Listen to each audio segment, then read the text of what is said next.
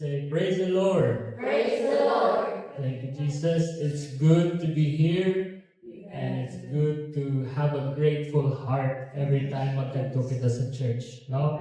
Kaya si Jesus ang ina-lift up natin diri, hindi ang aton nga kaugalingon. Thank you, Jesus, for all the blessings through the years. Amen. We say, thank you, Jesus. Thank you, Jesus. Thank you, Lord Jesus. You may take your seats. So, we welcome everyone in the precious name of Jesus. Welcome sa amon nga mga bisita, mga chikiting, kabay pa nga mamati. Kamu karon subong samtang nag-aambal ko diri sa tunga. Hangilan yung mga pangalan, i-lista ko diri. Si Cherry Lynn. Ano ni mag-pronounce yung apelido? Jamelo? Hamelo. Cherry Lynn, si Cyrene, Cristel, Stephen, and Sophia. Pagkamon nga pambato sa kamingawan, si Simon.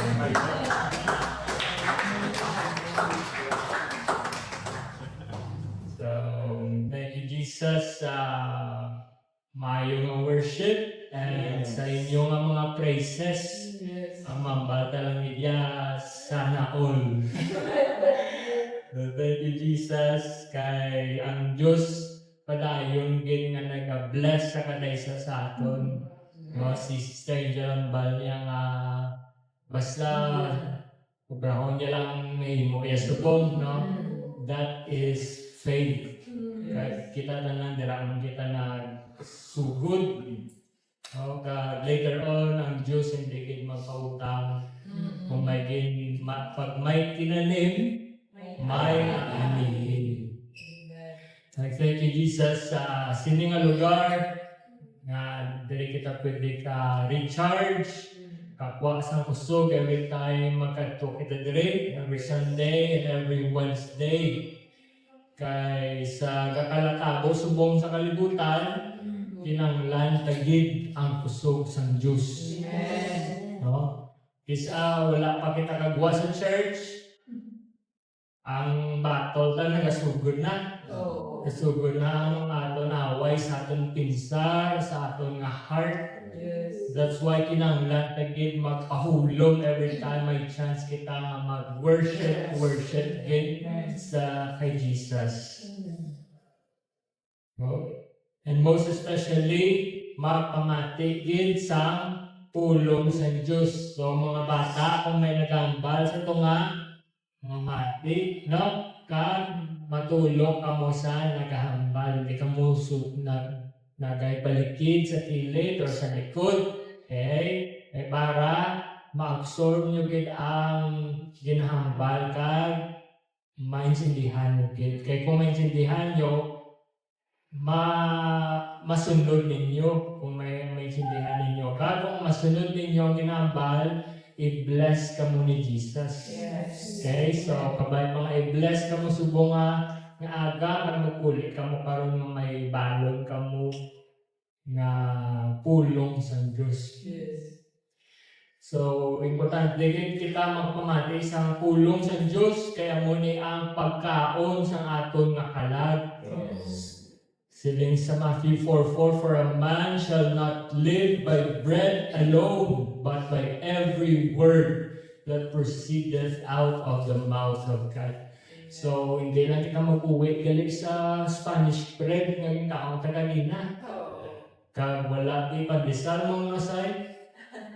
Karon may promise ko na siya. Kaya siya lang isa mo.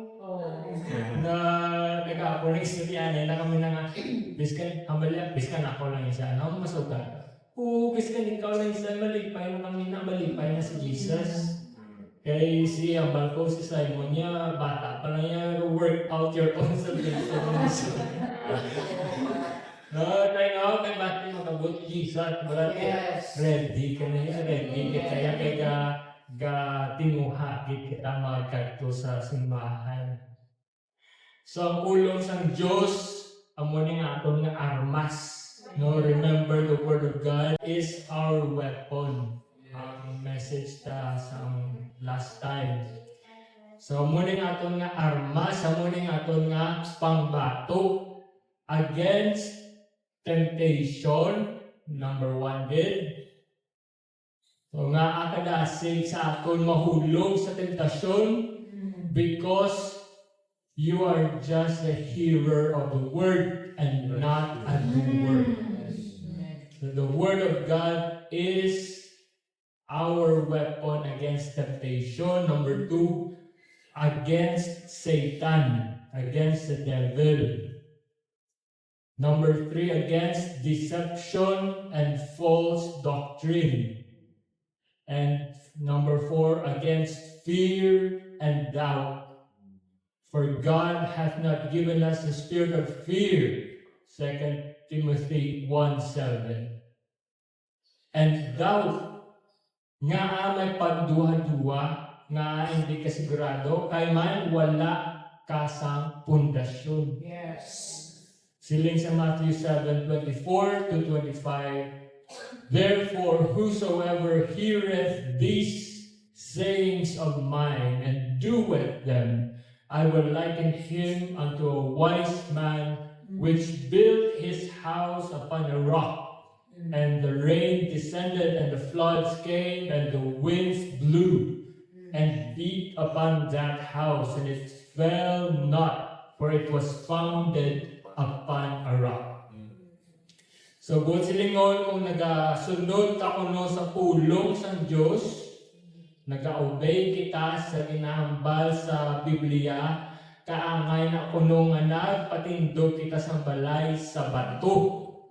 Mapag-on, no, sigurado, kag wala nagauyog o maglinog o nagauyog, no?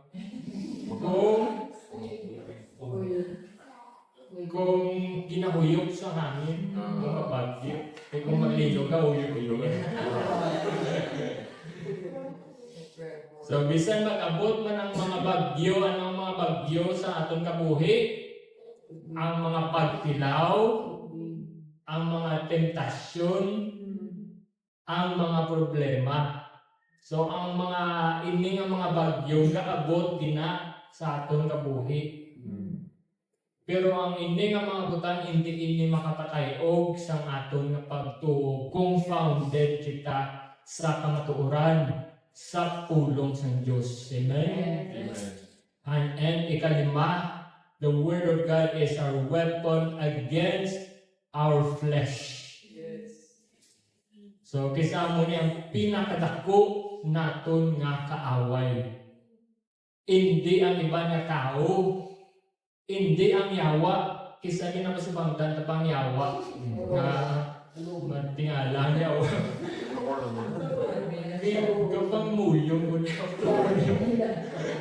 ako yung nabasulan. Hindi sa kita gali ang may sala. Aton nga kaugalingon. Pero kung may ala kita, Word of God, amo na yung nag-correct sa aton, nag-guide, kang nag-align sa aton sa will sa Diyos. Amo na ka-importante sa pulong sa Diyos sa aton nga kabuhi. So, since na istorya nato ng aton nga kaugalingon nga amo ni gid kung isang aton pinakadako nga kontra, pinakadako nato nga kinahanglan nato ni overcome. So kung aga may masaw kita nga story, kung diin kita makatuon, paano nato i-encourage ang aton kaugalingon sa Dios. Kaysa aton kabuhi hindi lang mga problema sa palibot ang nagauyog sa aton, kundi ang aton mismo kaugalingon. Kung muna nga kinanglan tagid mangin mabakod. So ang ini nga story naman ni David. Kagina si David naman sa Sunday school. Kay man si David kada sa Bible kada mo dara sa istorya sa isa ka karakter nga kadamo ka sa lesson makuha. Especially kung ikaw, si David, a man after God's own heart. Hindi siya perfect, pero kadamo sa natabo siya kabuhi nga makuhaan tagi sa pagsulundan kung paano kita mga buki sa atubang ng Diyos, no, bilang mga Kristiyano. So, abrihan natin ang ating na Bible sa 1 Samuel chapter 30 verses 1 to 6. So, 1 Samuel 30, 1 to 6. Pwede kita katindog. And let's read the Word of God. So, verse 1.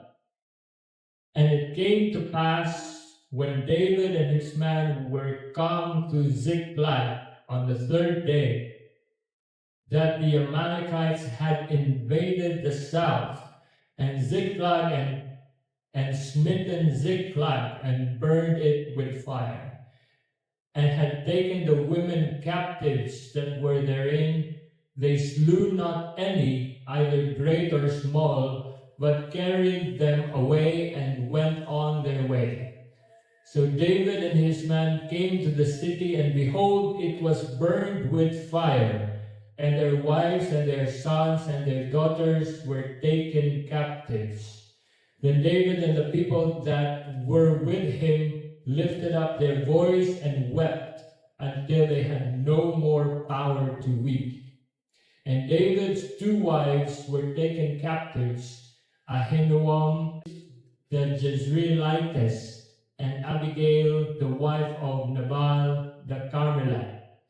And David was greatly distressed, for the people spake of stoning him, because the soul of all the people was grieved, every man for his sons and for his daughters.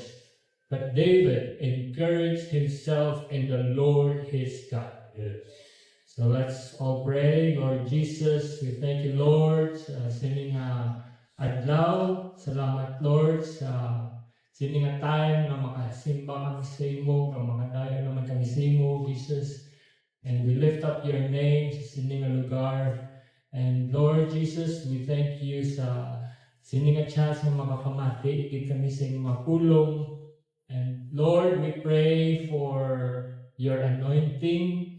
Guide me as I preach your word, and open our hearts and minds na ini magsukit sa among pinsa, sa among panguran, as we listen to your word, Lord. So may your Spirit be with us today, maghatag sa among sa kusog na kinahanglan mo.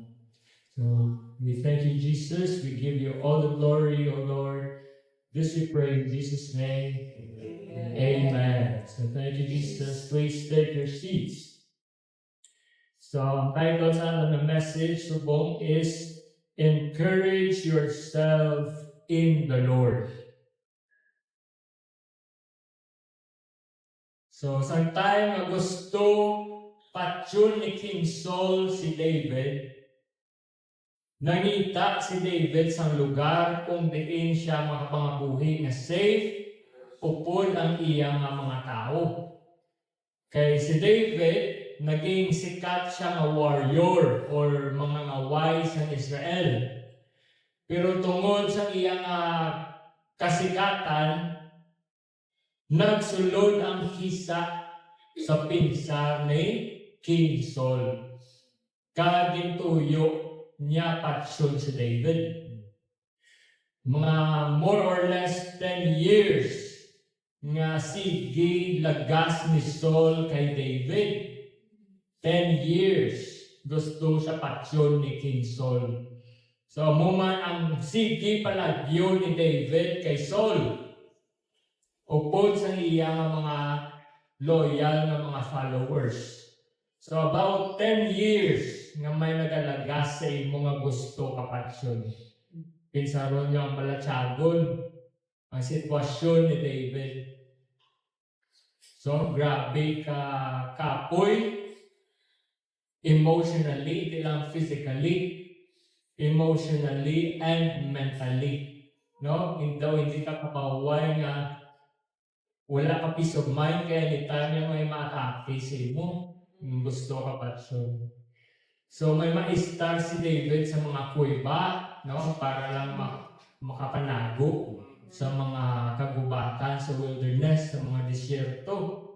So, permi lang may kahadlok kag stress na dala si David.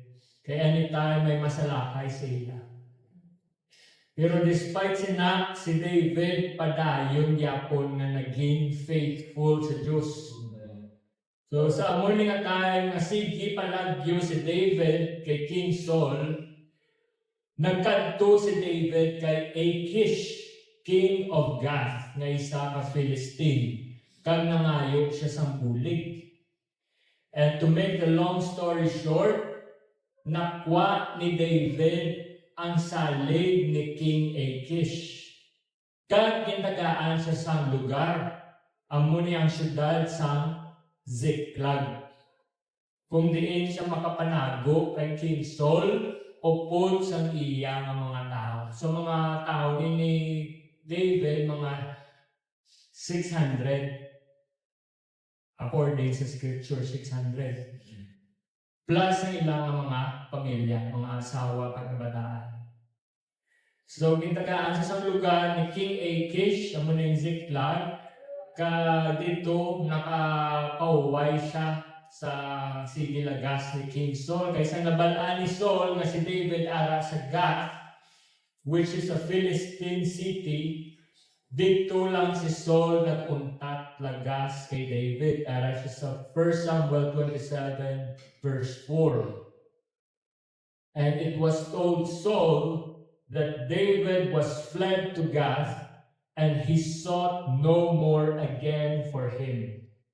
But after about 10 years, naguntat man gid si Saul lagas kay David. Kaya si Saul nagalikaw man nga makipag-away siya sa mga Philistines. No? For the sake lang ng apatsyon niya si David, isang tao, makakita sa enkwentro sa bilog na nasyon sa Philistine. So, hindi kadali-dali at raka si Saul nga mapatay si David. So, si David sa arak siya sa Ziklag, nagabuhi to siya po sa iyang mga tao. And finally, may ara na sila lugar na maplastaran sa ilang mga panimalay pag sa ilang mga kagamitan. Hindi na nila kinanglan magsaylo-saylo pa upod sa ilang pamilya. Pero syempre, bisan may ara na sila lugar, ang siyudad sa Ziklag, kung diin safe sila, hindi man pwede nga mapatawhay na lang sila. Kinanglan nila yapon mangita sa nila nga kalanon. Kinanglan nila mag-survive sa ilang pang-adlaw-adlaw nga pangabuhi. So kinanglan nila yapon magkiyo. No, bisan meron na sila safe nga lugar. So ginlead ni David ang iyang mga tao nga mang-raid or mangsalakay sa iban sa mga lapit ng mga enemy territories, kung diin makapangkuha sila sa mga kasapatan kag sa mga supplies para may kalanon sila. So muna ang naging kabuhi nila for more than 1 year. So wala na sila nilagas ni King Saul. Pero hindi po silingon nga nag-unta na nilang mga problema. No? Hindi po silingon nga natapos ng ilang away. Kaya biskan ara na sila sa Ziklag, si David kagang iyang mga tao, may ginatubang naman sila ng mga bag-o ng mga challenges dito sa sinang lugar. So, sa ato naging-basa, no, isa kadlaw ang ilang syudad, gin-atake sa mga Amalekites. Samtang wala si David, samtang nagapang-raid si David sa ibang lugar, nag-atake ang mga Amalekites sa Ziklag. Ginsunog ang ilang lugar, kag ginkuha ang ilang mga asawa kag mga kabataan. Kag ang tanan nila nga mga pagkabutang ginkuha. So imagine na mapuli ka sa inyo balay, mapuli ka sa Isabela. Bago mo ipatindog after. Imagine nun wala ka sa imo lugar kay kapangita ka sa palangitan-an. Pagbalik mo, wala ka na abtan. Aguna ang imo balay. Kagang mas masakit pa, ginkuha ang imong pamilya, imong asawa, kag mga kabataan. So, sa mga nakaagi sunugan, no, makarelate kung ano ang kalain sa pamatsyag sa amo nga experience. Ang balila kung makawatan ka kung okay, mas okay pa sa masunugan ka. Kung mas worse sa ilang sitwasyon kay pati ang pamilya nila ubos dala. Wala man kunoging pamatay, gin pangkuha lang sila isang ginbasa na doon. So ano ay han kalain sa pamatsyag ni David kag sang iyang mga tao nga wala na sila pamilya nga naabtan kag ang ila nga balay nagakalayo. So muna sa aton nga kabuhi, kung matapos ganyan sa kaproblema, no, natapos na problema nila kay Saul, may bago naman na problema. May aragin na yung masunod nga mga problema. Hindi kaya pwede ka ambal nga problema dyan ay lang pag walang mapaway. Guy, give me 5 minutes. Dyan ay lang papawaya ko anay.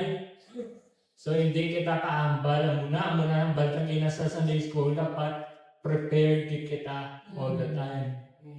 Kaya ang problema ara niya. Hindi ka siling kambal nga okay, alagad sa Diyos, okay na ko niya. May ara ginayagapot sa problema. So it doesn't mean yung nag-alagad ka sa Diyos, exempted na kita sa problema. Dili kita gani mas ginatestingan sa aton nga pagtuo, no? Nasugod nag-alagad kita sa Diyos. So una wala man, tawhay mo lang, mas tawhay ka ni Guro ang mga buhay ta sa una. Nga wala kita sa problema, wala kita ginatestingan ang aton nga tindog kung ano kita. Pero ang mga problema, hindi ta sila nga idulaon bala sa aton pinsar nga once makalagad kita sa Diyos, okay nang tanan. Ang advantage na lang kay may ara kita ya Diyos nga magbulig sa aton ng mga problema. Kay si David, no, kung natawag na ang istorya ni David, sang sugod nga din-anoint siya ni Samuel, sang ginmarkahan na siya nga ikaw maging hari later on.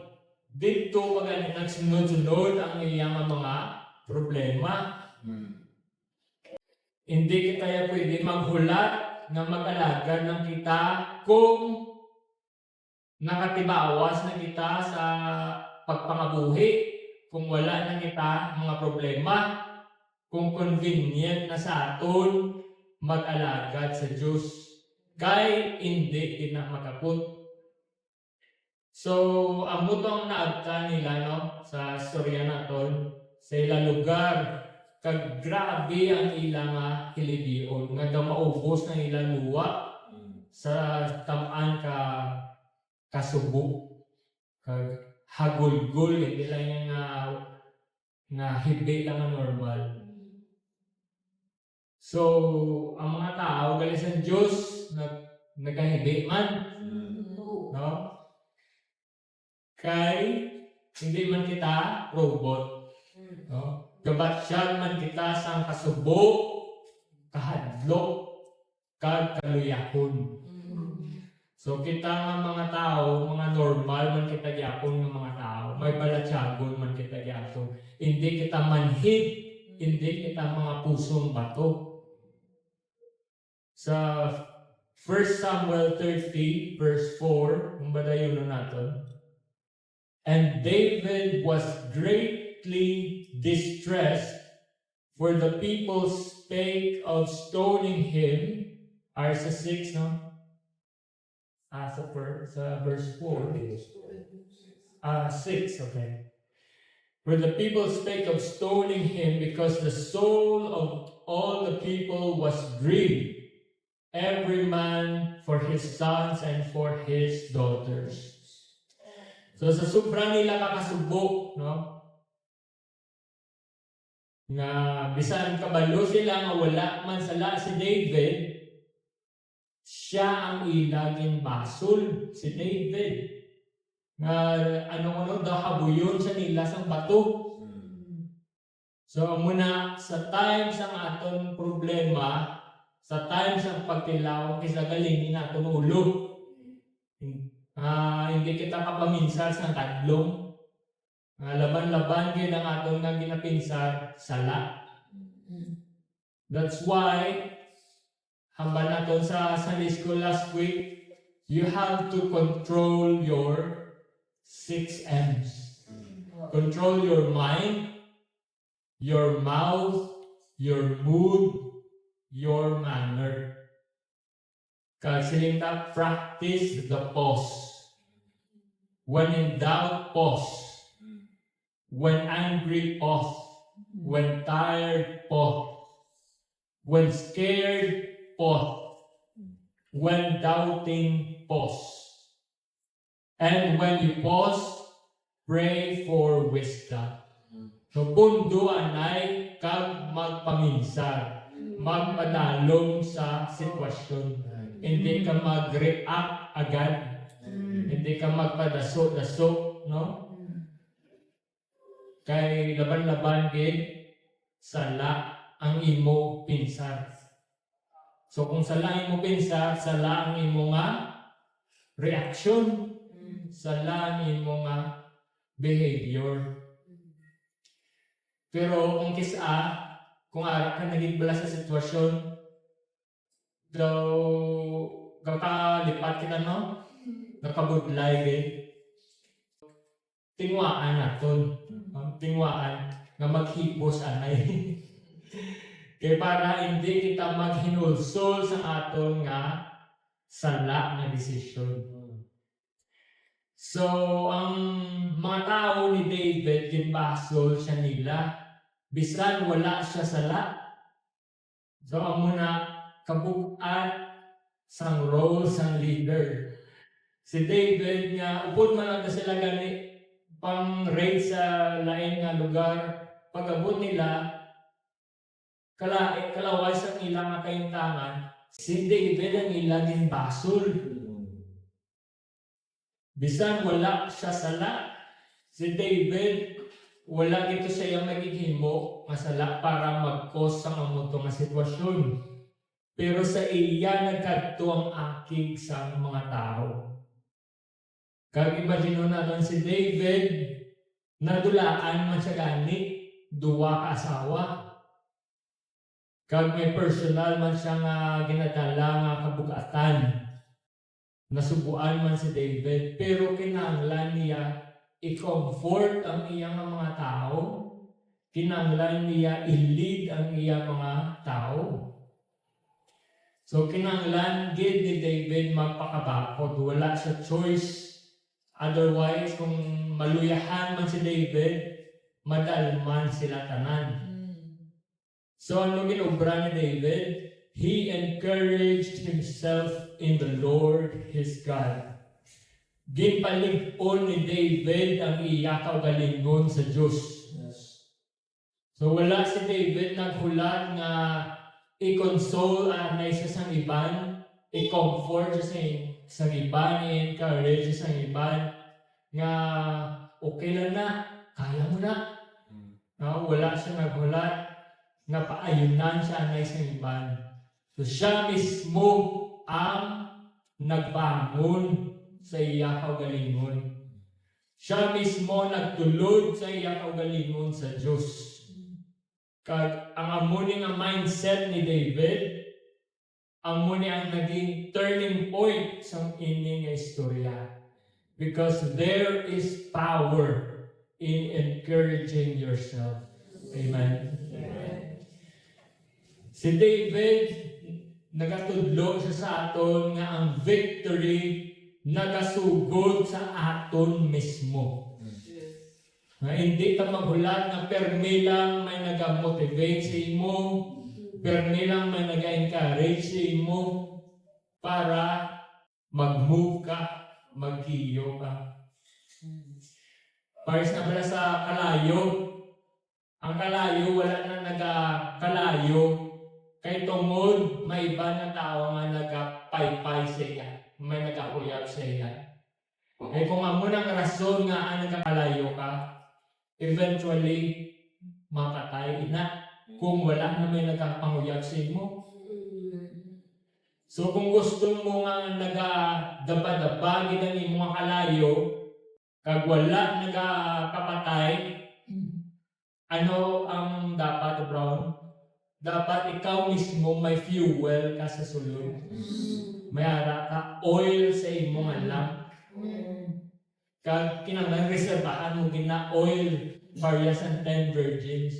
Kaya anytime ready ka. No? Ready ka nga hindi ka mapatyan sa kalayo. Especially mag-abot si Jesus. Gaano kita kung mag-abot si Jesus. So dapat ang aton nga fuel wala ka kaubos.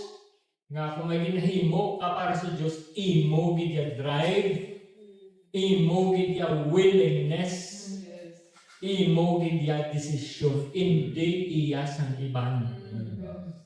Kay bisan ano ka-encourage sa imo sa iba na tao, ayawan ni sila panguyab sa imo nga makalayo ka. Pero kung ikaw mismo hindi ka magpabulig, then no amount of encouragement can change your mind. So ikaw lang din ang makabulig sa imo kagalingon. Wala na sa iban. Kaya bisan i-encourage ka pa sang pastor, sang leader, no? May hindi ka maguntat, hindi ka mapaluya-luya. Pero kung made up na yung imo yung mind, nga amaluya, hindi kaya subong. Naka-decide ka na yung bala ka mo naka-final na niya maluya. Wala ko makita sang rason na kinanglan ko maging on fire sa Diyos. Then, it's useless ang tanan ng encouragement. So, ang motivation dapat mahalin sa ato. Kita mismo mag-desisyon. Sa Philippians 2:12, work out your own salvation with fear and trembling. So, kadamo sang tao nga nagaka-fail sa pag-keep sa ilang salvation because they rely too much on external motivation. God depend sila sa ibang nga tao. Masimba sila kaya nilang friends ara sa church. Masimba sila kay kanami sa church. Kanami sa music, kanami sa building, ka-komportable sa church. Masimba kay bago sweldo, may bonus, or nagdaog sa scatter, wala. Masimba kay kanami sa wali, kanami sa lessons sa Sunday school. So, paano ba kung wala ka na nanamian? Nga, kalaway man daw ka igugit ko sa pulong sa Diyos subong ako. Daw hindi manami. So, paano ba kung wala na nagsimbangin mo mga friends? Kung ginpahalin na kita di sa sininga building, kag wala na kitang namin nga lugar, hindi na komportable. So, masimba pa bala kita? Kung wala na kita sweldo, wala na kita bonus, Sister King ni o kag Sister King, wala kang sweldo. Pero kapatid ng balay, ay Praise the Lord. Bonus. Sa muna ang living testimony natin sa Amen. sila nga mag-utod. Sino ni sila sa kwan man sa Bible man? Si Martha and Mary. So ang motivation mahalin dapat sa aton mismo kaugalingon. Motivation must come from within. So kung padayon natin ang story ni David. So nangayo si David guidance sa Diyos pagi sa kay priest Abiathar. Kag ginabalad sa Diyos nga lagson ang mga Amalekites kay madaog sila. So ginlead ni David ang iyang mga tao nga lagson ang mga Amalekites kag na-recover nila ang tanan nga nakuha sa ila. Ang ilang pamilya, ang ilang mga kasapatan, kag ang tanan nila mga kagamitan. Sa verse 18, Samuel, 1 Samuel 30. And David recovered all that the Amalekites had carried away, and David rescued his 2 wives. And there was nothing lacking to them, neither small nor great, neither sons nor daughters, neither spoil nor anything that they had taken to them. David recovered all. And David took all the flocks and the herds which they drave before those other cattle and said, "This is David's spoil." So ang tanan-tanan ginbalik sa ila. Kag may bonus pa. Wala lang nila nabawi ang ila. Ang mga butang nga ginkuha sila. Ang tanan ng mga kasabatan sa Amalekites nga ginpangawan nila sa ibang nga lugar antes sa Ziklag, ginpangkuha pa ni David. Pati ang ila, hindi ila, ginkuha ni David. Kay amo maginaginaubra nila samtang napangabuhi sila sa Ziklag for more than a year. Kag nagbalik sila sa ilang lugar sa Ziklag nga victorious. Nabawi nila nilang mga pamilya kag ilang mga pagkabutang, ilang mga kasapatan. So, amo na ang Diyos kung mag-upod siya sa aton. Yes. Kung mag-obey kita sa iya ginambal. Kung magsalig kita sa iya. I-restore sa Diyos ang nadula sa aton. So sa sining story ni David, dito makita nga ang mga problema sa atong kabuhi nag-aabot ginaya. No? Nag-aabot kitang time nga may madula sa aton kabuhi. May mabetray sa aton or mag-fail kita. But these circumstances do not define you. Pwede kagit kabangon sa imo nga sitwasyon. Pwede kagit kagwa sa imo nga sitwasyon. Your battle starts within you. So, amo na nga dapat i-overcome taginanay ang aton kaugalingon. Number 1 na kinahanglan naton nga i-overcome. So, dapat sa pinsar pa lang na away na kita. Sa kaluyahon, sa kasubo, sa mga betrayals and disappointments, sa mga fears and doubts, no? Kaya ang kahadlok wala na naghalin sa Diyos. Iya na sa yawa. Sa mga kaakig nga nabatsagan naton awayon tana sa pinsa ta lang. So hindi ka mag-i-allow ang hindi nga mga negative thoughts nga mag-control sa aton balatsagon. Kaya eventually, ang muni ang aton magwa sa aton behavior kung gina-entertain ka na ng mga negative thoughts. Yes.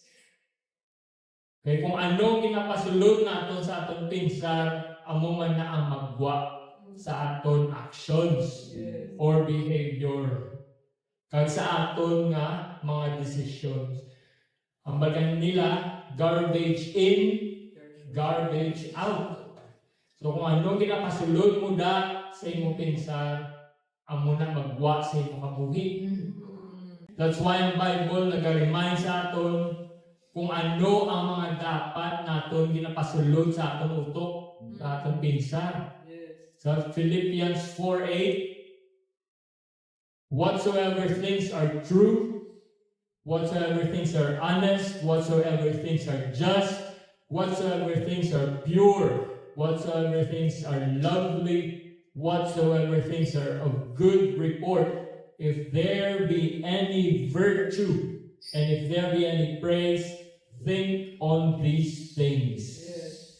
So, muni ang dapat nga pasulod naton sa atong nga pinsar. Ang mga maayo, ang mga positive, hindi ang mga negative. Yes. Hindi ang mga binutig. Yes. Hindi ang mga wala pulos na makaguba sa tao. Amen. Hindi ang mga binastos. Hindi ang mga double meaning. Yes. Hindi ang mga chismis. Mga istorya nga wala kamaturan. Yes. Eh kung i-allow tani nga mga negative thoughts magtiner sa aton nga pinsar, pila ka adlaw amo ni ang maga-rule sa aton nga kabuhi. That's why si Apostle Paul nagatudlo that the battlefield is in the mind. Because what you think about repeatedly, kung anong ginagaling mo sa imong pinsar, becomes your attitude.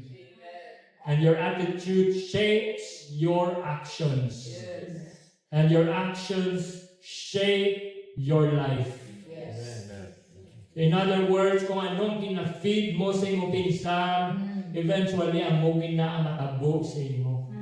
Whereas he thinketh in his heart, so is he. Whether it's positive or negative. Amo na, kung ano man ang kakatabo sa imo, kabuhi, subong, tungod na sa imo. Tungod na sa ginaputang mo sa imo pinsar. Amen. Hindi ka pwedeng makapangbasol sa iban. Amen. Kaya bisan ano man ang kalaway sa imo nga sitwasyon, we can always choose how we react.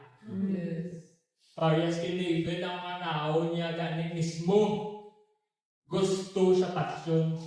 Kaya kuno tungod sa iya nagkalaguba ilang pamilya, nadulang yung pamilya, nadulang yung mga kabataan. Ginabasol nila si David, ginapakalain nila si David, bisan kilalahay man lang sila. Kailaway man nila nga ugdanay. Pero paano nag-react si David? Wala siya nagpa-apekto. He just stood still. Wala niya sabayan ang kainit sa pinsar sa iyang mga tao. He still cared for his people. Instead, he encouraged himself in the Lord. Kag mga kauturan magambal kita i-encourage nato ng atong kaugalingon, may upod ina nga action. Hindi ni pwede kapagilin na nga na-encourage na po sa Diyos, na-encourage ko sa Word of God, thank you din sa pulong sa Diyos. Mayo na pamatsyal, gusto mo nga Sunday. So, si David nang ayo sa guidance sa Diyos, kag ginsunod niya ang instruction sa Diyos. Ginsunod niya ang ginhambal sa Diyos sa iya. Gin-obey niya, in other words. So, dahil tagaling isang action, ang ini nga encouragement, o dahil natin isang obedience, o dahil natin isang submission sa pulong sa Diyos. Because encouragement without action has no power. But when David obeyed, he recovered everything and nothing was missing. So be encouraged in the Lord and obey Him. Kaya ang Diyos na ang bahala mag-restore sa nagdula sa iyong kabuhi. May istorya kami gina ni Sir Ging sa about sa Yabalay, nandumduman ko. Grabe na Sir Ging, ay mo balay sa kung pares-pares sa una, no? Ay tsura. So sinigdi na dula ang amotong abalay sa kay Sister Ging. Pero subong in-restore ni Jesus ang iyang abalay, kag iya na gid. Will you say praise the Lord? Praise the Lord. Amo na mag-restore si Jesus. Yes. Nga ihatag sa imo kung ano ang dapat nga para gid sa imo. Yes. So mga pauturan, I hope magtatak ini sa mind ta subong nga adlaw that you are responsible for your own heart, Yes. your own decision, Yes. your own destiny, Yes. your own life. Yes. Hindi ka pwede kaulag ng permis sa iba na mag-motivate sa imo or magkauhaya na yan imo sitwasyon at least na mag-desisyon ng alagad ka naging sa tutuon sa Diyos. Ang Diyos ready mag-bless sa aton, pero gusto niya makita ng aton pagbalik-balik sa church, ang aton pag-alagad sa iya sincere, Yes. kag bukal sa aton loob, Amen. aton gid decision, Yes. hindi sa kung ano man na rason. Yes. Joshua 1:9, be strong and of a good courage. Be not afraid, neither be thou dismayed. For the Lord thy God is with thee, whithersoever thou goest. So kaangay kay David, pwede gid kita kagwa sa atong malaway na sitwasyon. Amen? So kung naluyahan ka sa bumaga, no? Kung kabugan sa imong pamatsyag, kung kadamo sa imo sa problema, make up your mind and encourage yourself in the Lord and obey Him. And God will bless you parehas sa pag-bless niya kay David. Amen? Thank you, Jesus. That's the word of God. May God bless everyone. Thank you, Lord.